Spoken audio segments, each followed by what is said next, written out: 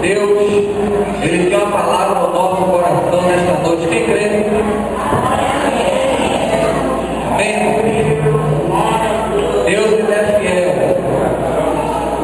Nesta noite, queridos e amados irmãos, queridos e amados ouvintes da palavra do Senhor, a Bíblia nos fala concernente a um rei, por nome Jeroboão.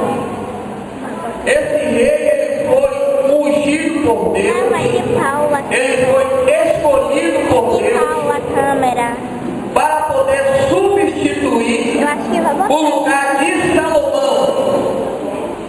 Salomão, queridos e amados irmãos, também foi escolhido por Deus. Salomão, a Bíblia diz que Deus ele prometeu ao seu pai Davi que Salomão ia reinar no seu lugar quando ele partisse. O que eu posso tirar então, queridos e amados irmãos, desse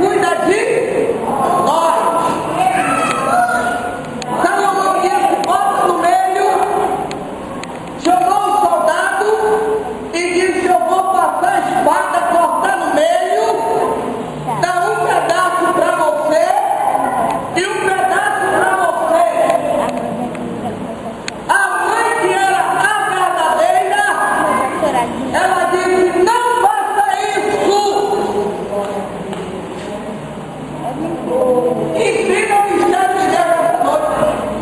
Tem muito crente com falta de sabedoria. Aleluia. Ela disse: não, dê o meu filho a ela, mas não passa no meio. Isso foi uma estratégia. A mãe verdadeira jamais despreza o seu filho, assim como Deus jamais ele vai desprezar você nessa noite.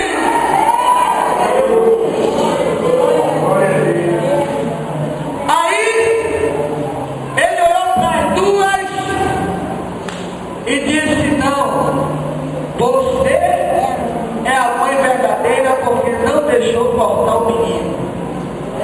Aí gritaram: essa sabedoria, ela não é humana, mas essa sabedoria, ela vem do alto, ela vem de Deus. Deus, quando dá, queridos e amados irmãos, Ele mostra, Ele confirma, Ele diz: eu dei, e ninguém pode tomar se você estiver na posição.